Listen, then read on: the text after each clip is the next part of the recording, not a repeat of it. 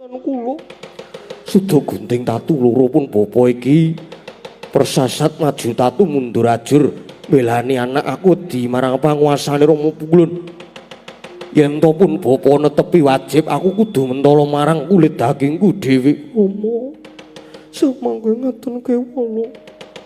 Raning punjering lalampahan menika saking Kanjeng Eyang. Kula Rama kula aturi lenggah prayogi. Kula piyambak ingkang badhe matur ngersanipun Sang Hyang Guru. Oh, aja. Kowe aja wanuh-wani ya, Nger. Kowe aja wanuh-wani ingkang dipun ajri menapanipun.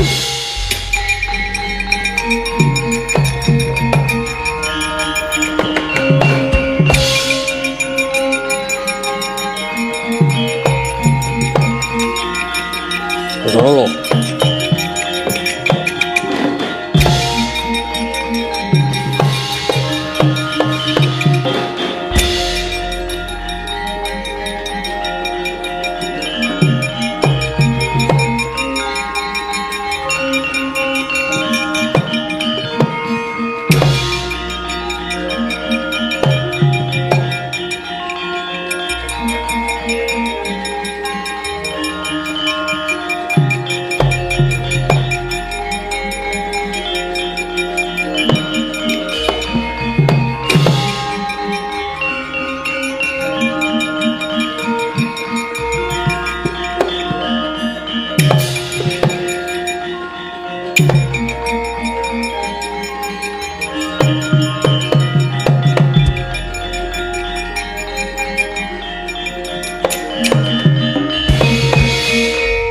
Pasang kaliman tape tidak tinapena nglodoni dumaweng tawang tuwang Hyang Pukulun. Ini Betari kepara bumbung tiasipun iyang dene jeneng sira wis ngadhep semune gita-gita apa si Arjuna wis bali ana Marcapada. Mangke rumiyin witing lelampahan menika labet saking dawuh Paduka Hyang Pukulun. Mila kepareng kula badhe nyuwun dawuh babakan apa Ngayu? Garwa menika menapa lajeng putra menika menapa? Garwa iku rong pribadi kang wis dadi sahabadan. Loro-lorone darbe ancas urip kang wis ditunggalake. Mula kakunge kudu menehi kawigaten kang luwih. Malah kepara menehi rega kang luwih marang putrine. Kanthi cara iku jiwa loro kang wis nyawiji mau bener-bener utuh ora gampang kapisah dening apa wae. Menika garwa lajeng putra menika menapa? Anak iku wae ing katresnan ya wae ing jatuh krama wujud woh sambungane Rama Ibu. Mula gandeng putra mau wujud sesambungane wong lanang lan wong wadon marmane anggonira sih sinian ora mung nalika andhen resna nanging kudu sak lawase. Mula rening manungsa mawas sifat kawadagan, kasuksmen lan kajiwan. Mula anggone dadi manungsa sak untuhe mau ora mung nalika andhen tresnaning ler nanging uga tresnaning batin. Ya kuwi kanthi sinesian merga tanpa adhen tresna lair lan batin. Antarane wong tuwa Rama lan ibune mau anak ora bakal mekar kadewasane. Paduka saged paring dawuh ingkang sae mekaten. Nanging dumanjanipun menawi sedaya piwucal Paduka kala wau kedah leres mekaten nanging kenging menapa Paduka Kanjeng Eyang mentala misahaken anggen kula bebrayan kalian Raden Arjuna. Monggo kula sampun ngandhut wong katresnan ingkang mapan wonten guwa garba ingkang wayah. Eyang menawi tetela mekaten Paduka boten dados punjering pangadilan. Mula nyuwun pangapunten ingkang wayah batal dawuh Paduka. Menawi kula kedah pisah kalian memaning raos kula sumurpun ini. Sejatine waleh-waleh apa anane Janaka ulun tundung bali menyang Marcapada sejatine jeneng sira bakal ulun wiwaha ulun dhawuhake kelawan atmaja ulun ingkang mijil saka Yai Betari Durga ya kuwi Atmojo ulun nalindra ing tunggul malaya kaki Prabu Dewasrani. Oh.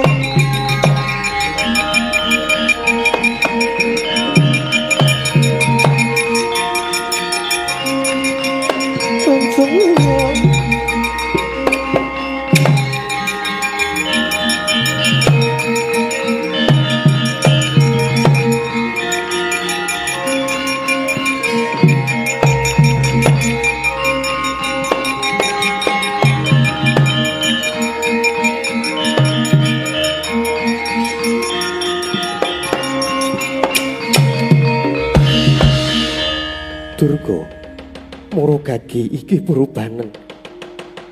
Maragagi Dresanala iki purubanen gawanen. Gawanen mulai ana negara tunggal. Malaya Durga, nggih ngestaken dawuh kula.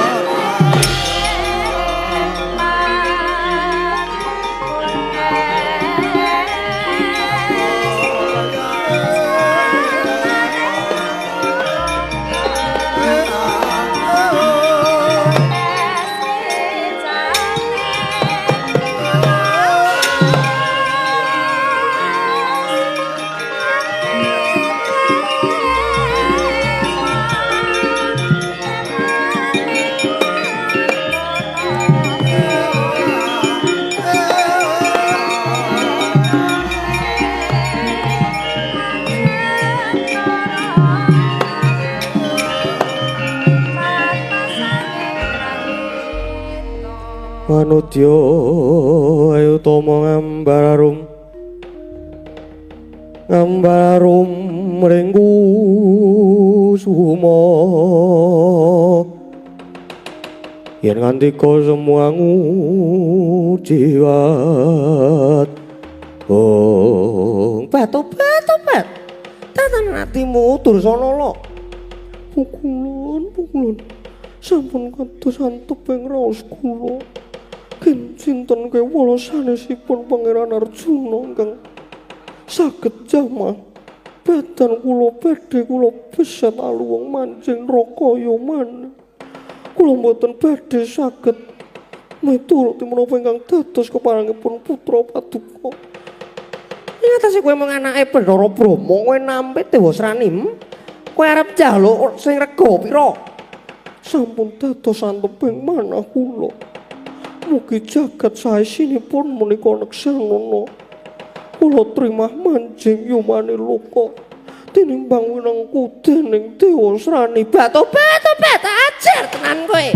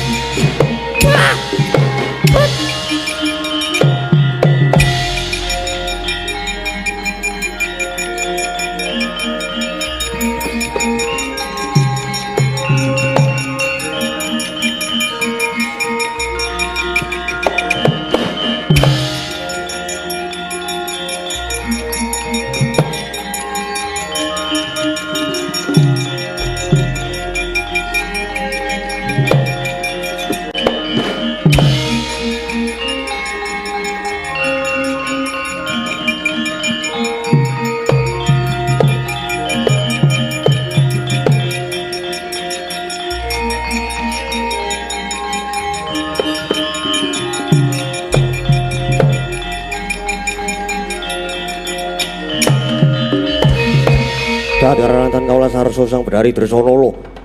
Eling-eling bedari durga dewaning panggudha mewah pangrencana datan wigih. Haring ngendenya mula sara sang Kusuma Dewi. Wauda anut lakuning kedhep kaya srengkake mangsane genlake. Kandutan sang bedari Dresanala kang nembe pitung candra. Labet kaperbawan swasana ingkang gegirisi dadi arsa weruh padhang hawa punang jabang bayi. Sinartan klatadhet sesautan marandene ana swara kumrasak munggo ing antariksa sang Widodari. Ana oraken kembang wangi tedhaira sang wiji sejati nenggih sang wiji mulya. Wijil kakung pialang sing gumbala giri mencorong kaya golek kencana.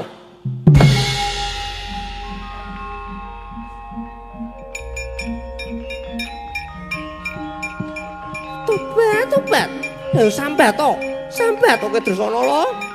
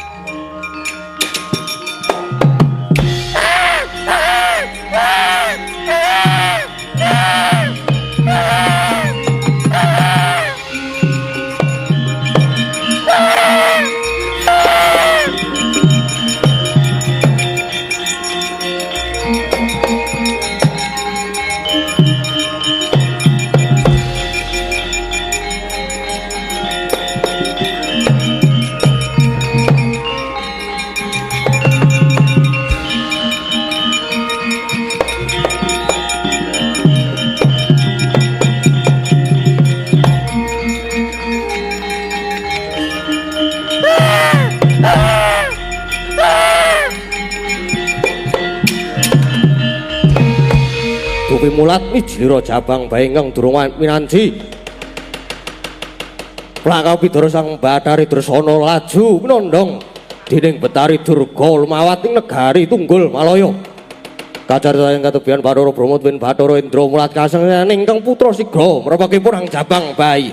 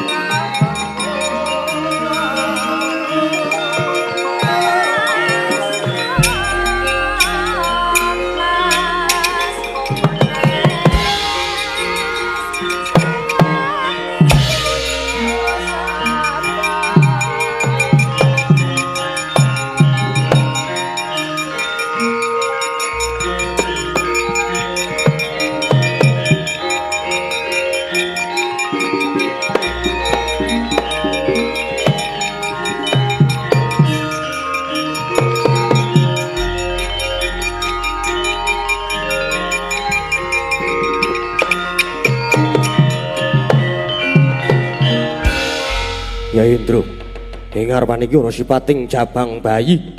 Cetha lamun iki putu ulun dhewe yaiku atmajane Si Dresanala ingkang patutan lawan Janaka. Ya mengko mik. Oh iya. Cup.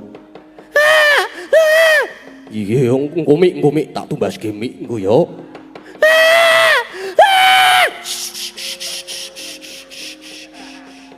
Engko tak goleki siksa setan. Ben kena digawa tekan ngendi-ngendi.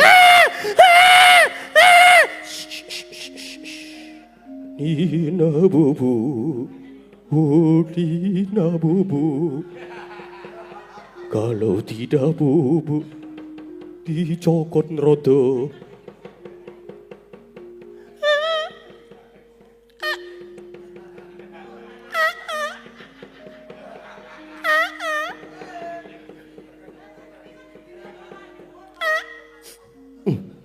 Iki mampu apa tuh iki?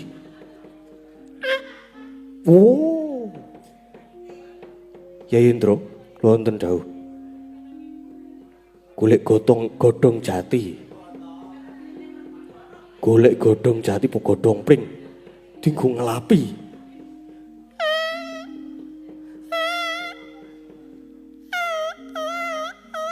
Lha ampuh tenan. Ampuh tenan.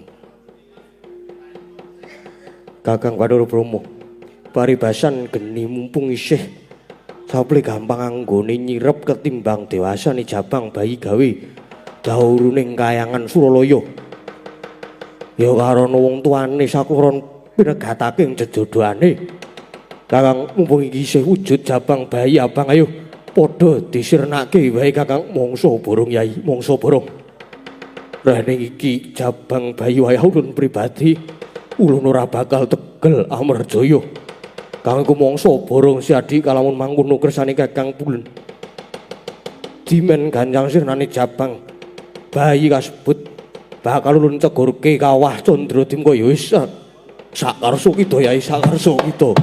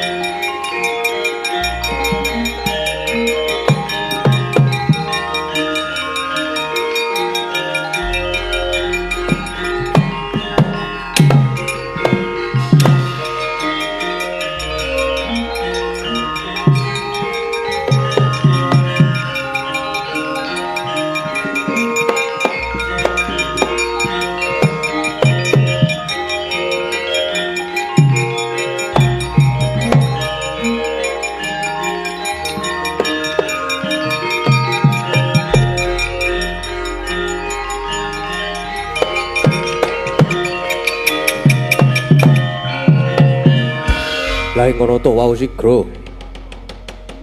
Kacemplungaken punang bayi sang wiji jating kawah Candradim nanging ana kaelaning jagat kahanan.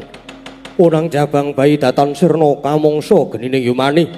Labet ana kamurahing Gusti ingkang ngakarya jagat. Jabang bayi ingkang dereng kasinungan dedosan. Mongko karah sirnaning dening Bathara Indra datan sirna punang jabang bayi. Wonten ing mangke saking salebeting kawah Candradim ana sipating jejaka ingkang pekik warnane ingkang katingal mentas saking kawah. Kacarita nalika semono ingkang nedheng anglang bawana nggih dayahing tanah Jawi Kyai Semar Badranaya dupi mulat wijiling sang wiji jati sigra den merpeki unggihane sang apekik.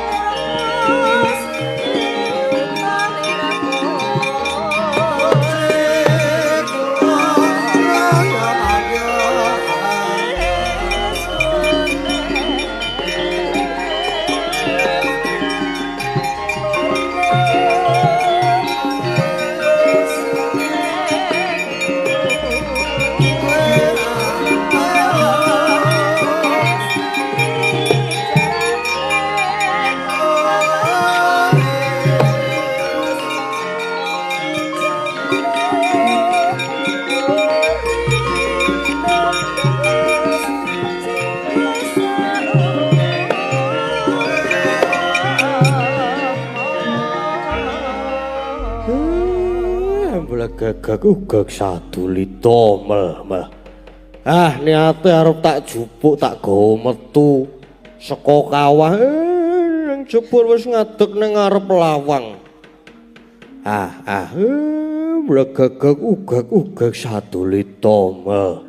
Ora lidha jare wong adhaplok lelakon kok apike ora jamak.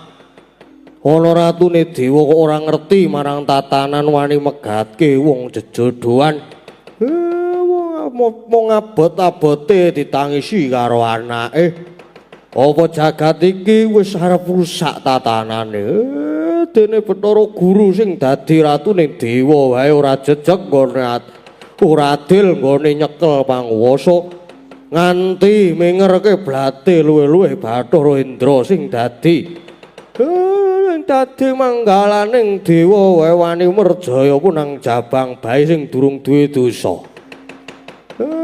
Dumadang nggonku nganglang jagat teko iki aku banjur kepethuk nututi marang bocah sing dicemplungake ana kawah.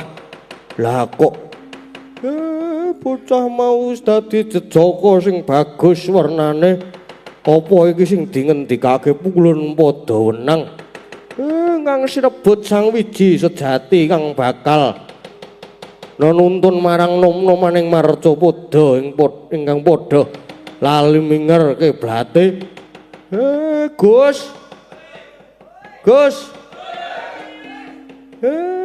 sira iku mau metu saka ngendi?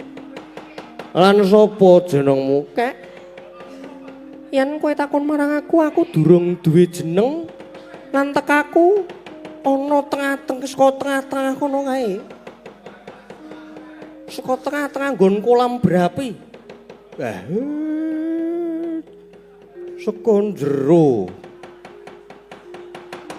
Yen ngono secetha yen to iki kang sinebut wiji sejati. Rene sira durung duwe jeneng bakal ndak jenengake Raden Wisageni. Ya Raden Wisanggeni iku kanggo pertanda yen to dewasamu ginulawentah dening genining kawah candra dimuka geter-pater sinejan jagat saisine.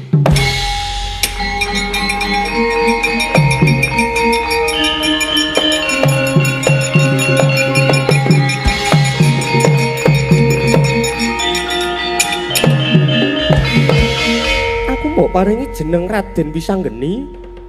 Kek kanthi senenge atiku ndak tampa lah banjur wong tuaku sapa kek?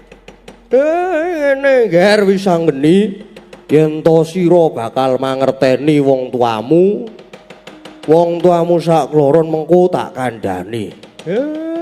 Saiki melu kakek ning Karang Kadempel ngampiri anak-anakku Gareng, Petruk lan Bagong.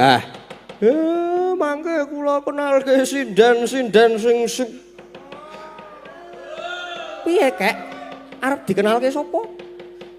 Sindan sing sip. Sindan ki apa? Waduh. Mengko tak jak. Wis melu wae, melu dhisik. Melu kakek dhisik kakek Semar. Melu dhisik wis ora dadak omongan akeh-akeh.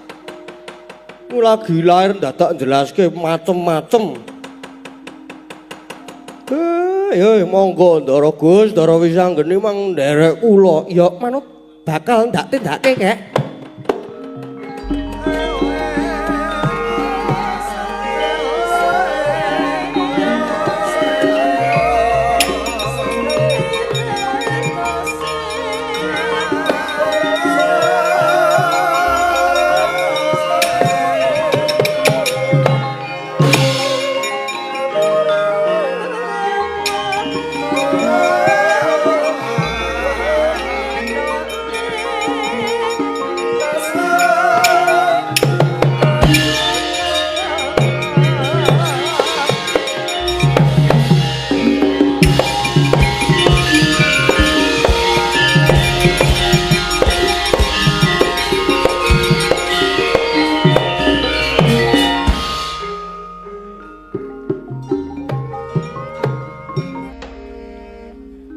Saya dalu Aras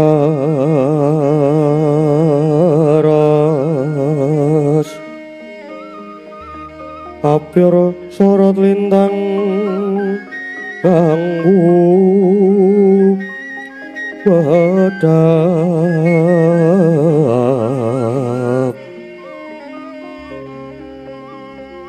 titi sonyo matya ratri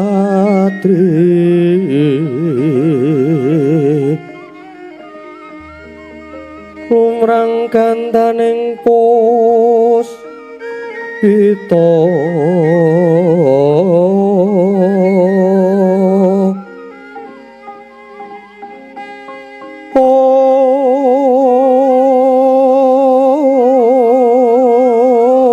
karengyon pujandiro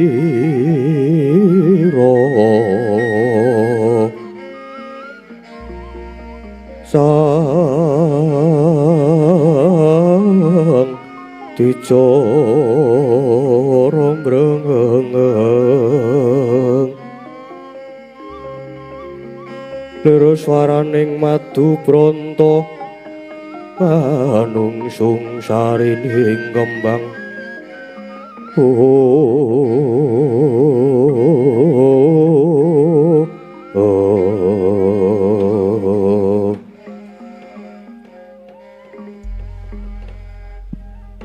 bocah bajang giring angge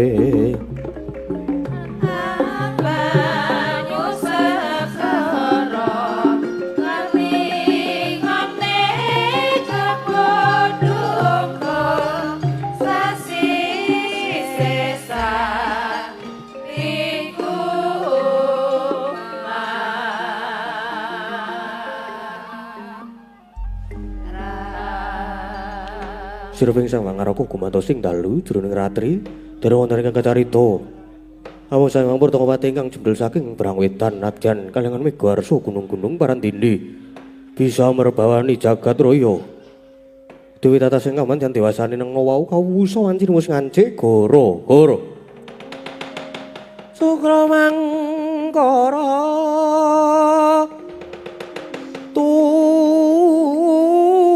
Mamendo tete kaloba somawar cita anggara rakata Buddha Maeswarespati mintuna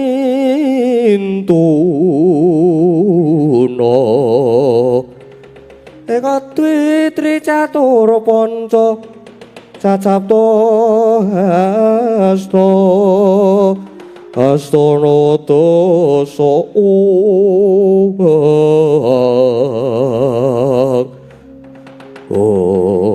opo to pertandane goro-goro goro-goro jating pakliran saking murmati mijilira parapat munakawan Lurah Semaragaring Petrus Semawon Lurah Bagong ingkang sami gojekan madyaning Rorombo alon arire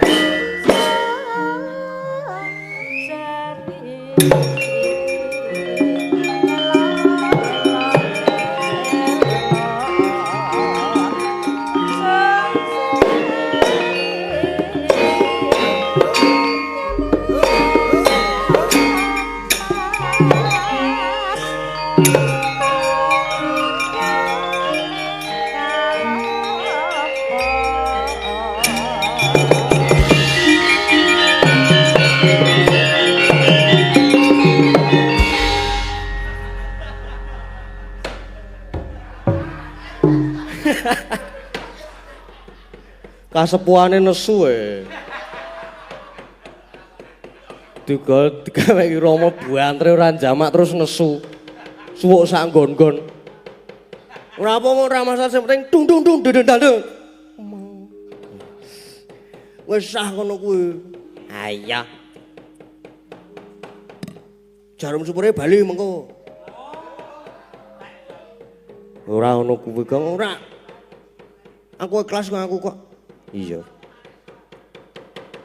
Soale dikong sowan. Montring inggih menika nglegi. Nglegi, heeh. Kalurahan nglegi. Acarane apa, Gong? Bersih-bersih desa. Bersih pisan wae. Bersih desa. Heeh. Saka omah jam pira, Gong? Jam 6. Jam 7 Ding. Aku tangi turu pas adzan magrib Iya ora apa-apa tekan kene ora telat to. Ora, kan aku tekan kene. Iya. Sing penting kan aku teko. Arep telat kae. Iya. Oh, Kang, sing karang sing apik ya kudune ngono kuwi. Kowe wis duwe tanggung jawab. Heeh. Wis duwe tanggung jawab kowe ya kudu wani wajib teko wajib mergone kuwi wis dadi tanggung jawabmu Gong. Lah iya aja terus Kowe duwe tanggung jawab. Terus kowe ora teko. Aja ngono kuwi aja, Gong. Aja ya, Gong. Heeh, ora. Aku ora ngono kuwi aku. Iya. Sing baik-baik ya, Gong. Heeh. Aku wegah dipecat karo Gareng iki soalnya.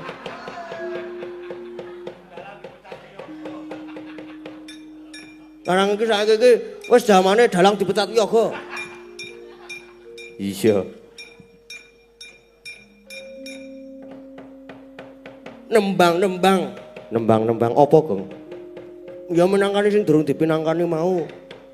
Mau isih ana Setya Tuhu mau wis durung ya? Urung kowe. Urung karo ana siji meneh lagune Manut. Oh, sing Manut kuwi sing dadekke nggon lagu sik anu. Apa jenenge? Pinuk-pinuk. Sik nyemek-nyemek. Nyemek-nyemek ki piye? Lah ya bangsane kutut manggung koplo terus no jineman ular kambang dangdut. Ya ora ngono kuwi Kang. Heeh. Ya sing penting sing kena dienggo rungon-rungon kabeh iso dienggo rungon-rungon. Kok mlah ditabuh sak sae iso nggo rungon-rungon. Ning marah emosi wong sing ditabuh rada cepet sithik wae emosi kok. Arep nabuh sasake ya, Gong. Heeh. Sekarang yo kasepuhan. Ora usah banter-banter, Ding. Aku gampang kesel. Kene 150 lah. Wis nganti kulino ya kowe truk ya. Wis. Nganti apal pisan aku. Nang yo mergo saking tresnaku, ha ta. Ora takne apa-apa. Nek arep duit sak kamplengan.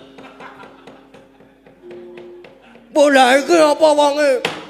Ya 300. Nah, sesuk nek duwe perkara mrono wae Kang. Oke. Lumayan lho kuwi sak kamplengan 300.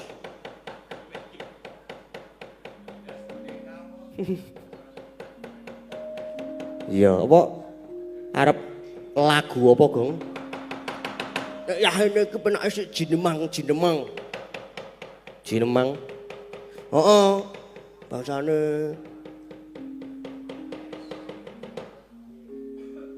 kuwi apa jenenge? Rurak jejuk kuwi lho. Hah? Rurak jejuk. Apa? Rurak jejuk ki apa? Rurak jejuk. Rujak juk to. Pecat we. Mboten Mas Gareng. Apa Gong sing tenan? Apa ya? Nek Manut lagune Manut ki bingung aku malahan. Iya. Sing penting jineman sik to Gong. Heeh. Sing penting jinemang sik. Nah ya. Sing nyanyi sapa? Engkang nyakar Mbak Bu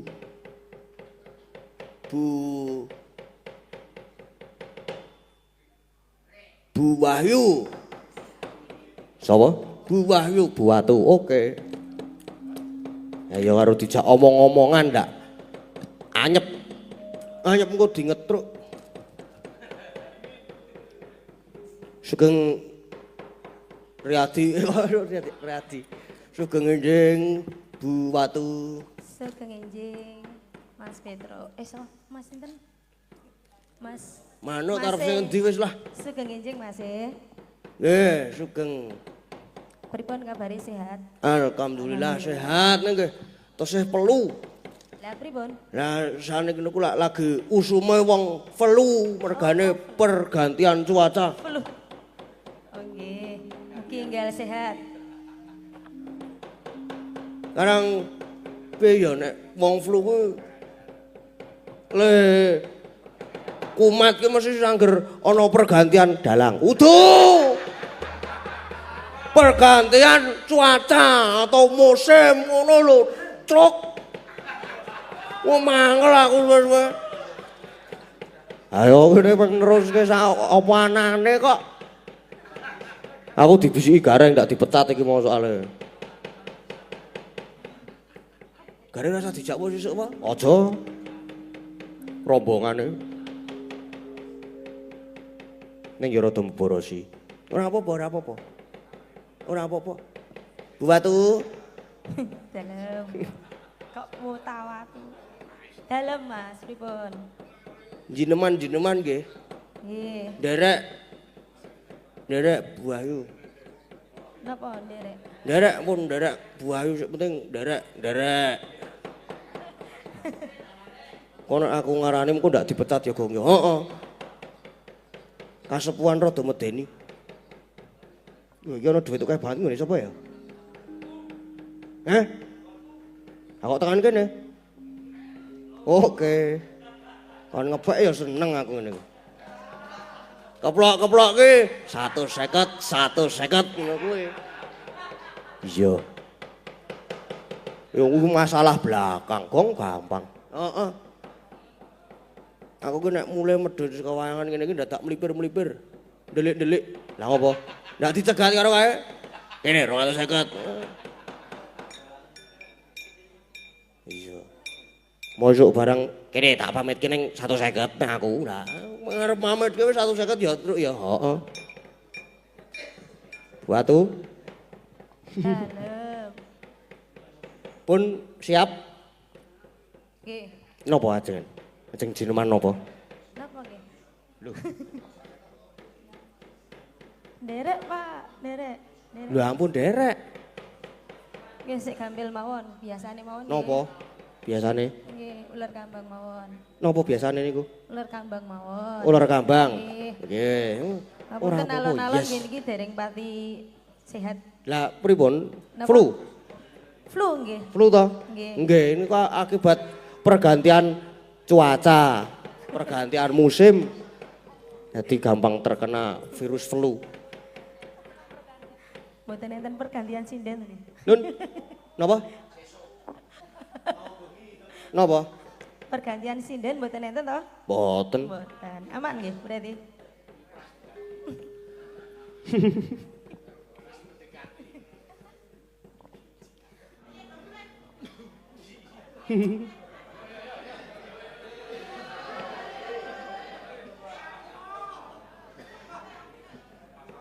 Nggih, ngantos-ngantos nderekke nggih. Ngimpi. Apa setya tu? Bebasan tanpa tapi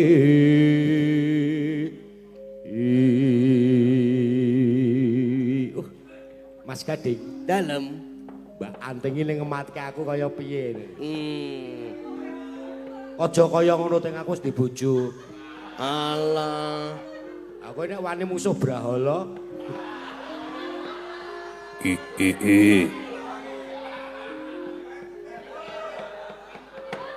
Siap-siap turun jaba. Ora apa-apa. Turu njaba seneng. Engko tak ampiri, Om. Ah, siap pokoke. Nara basing meko mandung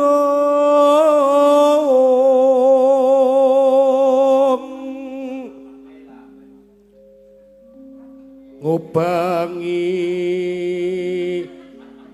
apa mubeng kok mubeng. Wah, salah meneh. 100. Ya, wis ora apa. Edan. Mubeng mideri.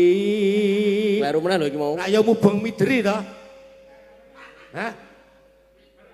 Miber. Wes 0.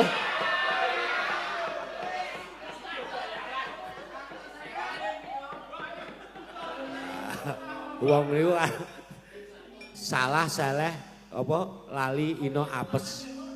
Ro utang aja lali. Ino lali salah apes karo Utang. mibar ngidari jagat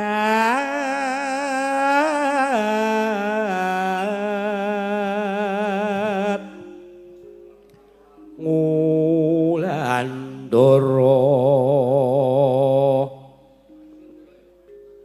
nglembara ngunggahi gunung.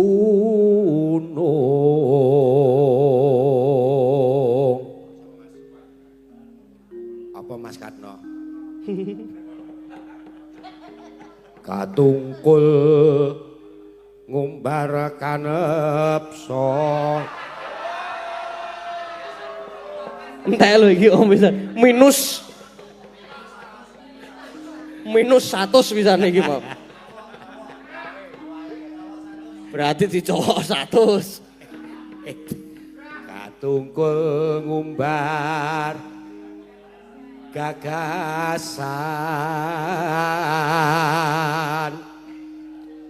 sak temah kinawa ngimpi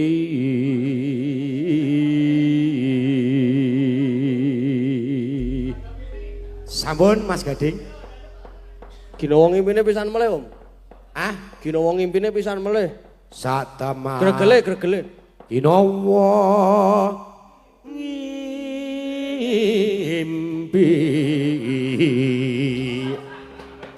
Apik tenan e. Seneng ah.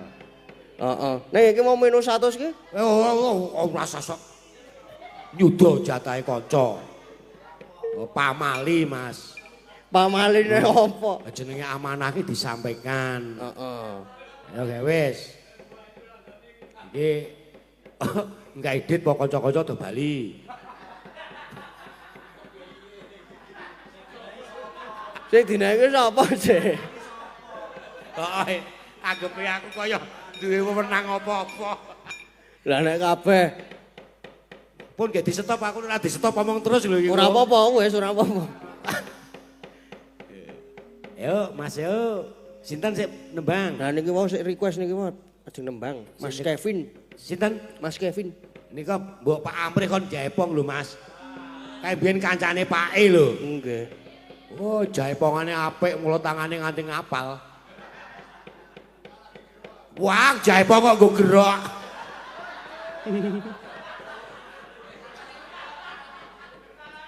Ini Mas Amrih, ayo sekali-kali kangen aku.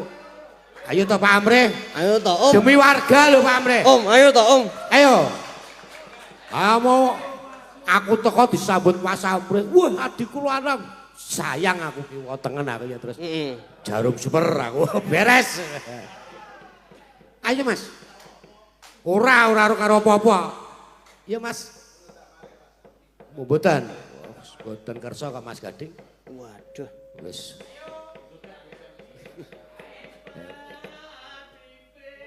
Wait. Wis. Mboten apa-apa, ora laras ora apa-apa, Pak. Ya sinten sik kan Mas Kevin. Ya pundi Mas Kelvin pundi? Nggih, ha niki pundi, Mas? Minggah mriki, Mas. Nah, niki Mas Kevin. Nek sadurunge Mas nembang dirampung sik urusane karo aku. Apane? Wah, wis ra Mau kaki lak yo minus 100. Sung dalu mak limbo mak cangik. Mali mbok sapa? Lah iki wis gara-gara. Sik Mas. Mas sik Mas, sik sabar. Tak ngerampungi urusanku sik Mas. Ya gak wis kene. Oh, mau ki lak yo minus 100. Ya sesuk tak utange sik. Wek tak. Mane apa piye? Ora. Lho. Heeh. Iya jan cah bagus tenan seneng aku. Ya aku mengarep meneh kene iki kok. Ngene iki. Wes.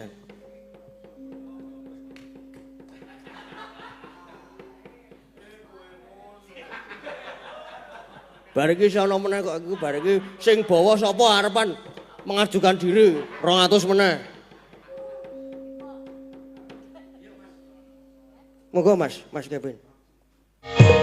Matur suwun. Nggih, matur sembah nuwun Mas Kevin.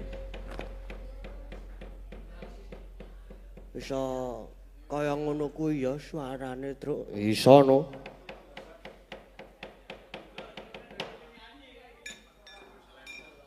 Apik ya, Gong. Apik. Dur presisi 500.000 sapa arep bawa. Mengajukan diri.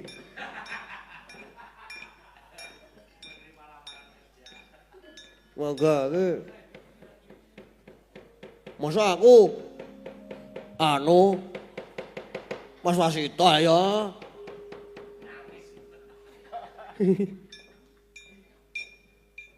Sing ngedram kuwi lho. Ngopo? Ha sing ngedram kuwi kon bawa.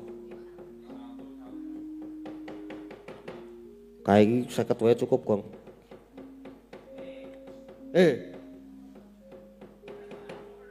Bawa ya. Mas Bima. Bawa nggih Mas Bima. Bebas. Arep bawa apa? Iki Setya tuhu ding.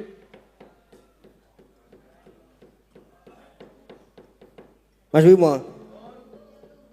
Setya tuhu. Nggih. 50. Mengko tak bayari. Ya tak padake. Berarti piro? Minus 100.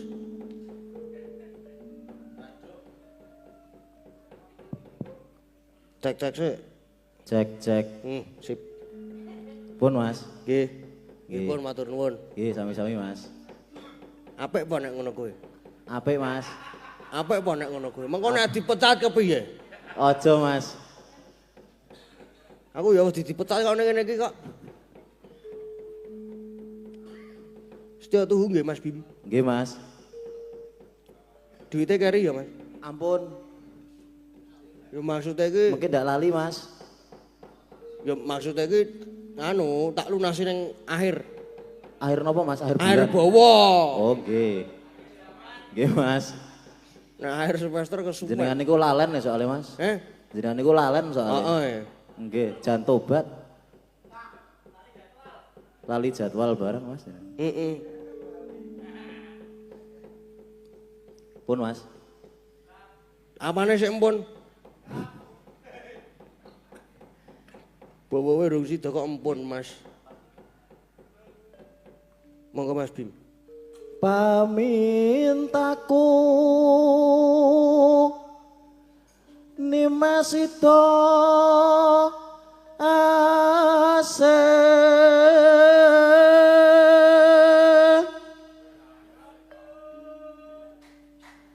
atut runtut tansah reruntungan. Nggih, Pak.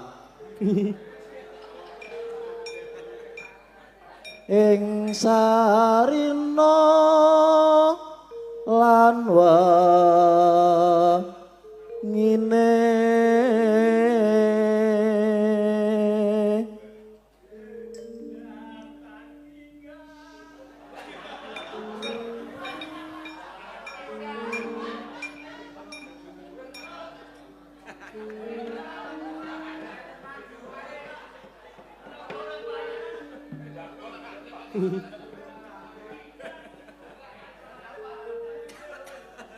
datan kenggang sarambut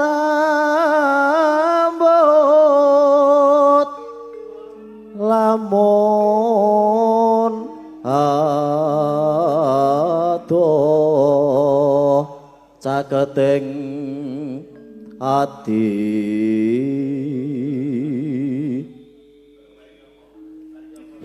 yen cedhak tansah mulat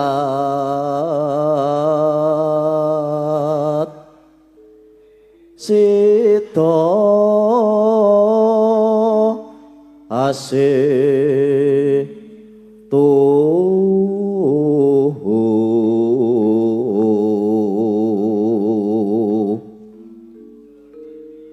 pindho mimilan mintuna ayo bareng nimas ana tepi wajib sita asepa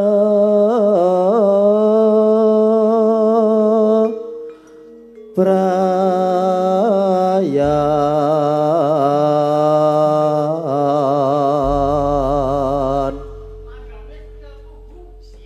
Iya. Nggih, Pak, siap, Pak. Pun Mas Gading. Mpun. Nggih. Nggih pun matur nuwun. Lho, kok matur nuwun, Mas? Lali aku kok wisane kok. Lho, piye iki? Wis lali ya. Aduh. Mas, ampun lali, Mas. Niku nganu lho, Mas. Walaupun janji lho jenengan, Mas. Ampun lali janjine lho, Mas. Lali janjine solae ala ae na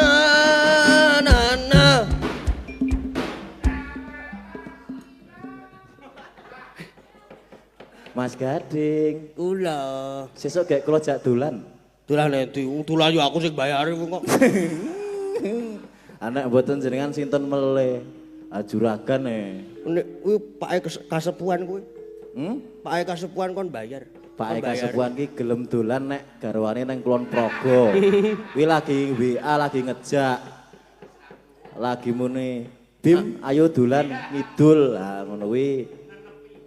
Ngejak nenepi nang Giresegara ki nek garwane nang Kulon Progo. Mulane kok ora tau di WA meneh aku. Nggih. Mas Arul kuwi tulung diono Mas Arul. Diranggehke niku. Lho. Kowe dikroyok wae Arul yo. Sing nembang sapa, Gong? Sing nembang Arul. Mbak Agnes, Mbak Agnes.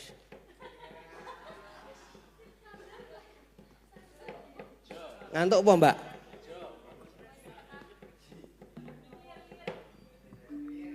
Ngantuk apa?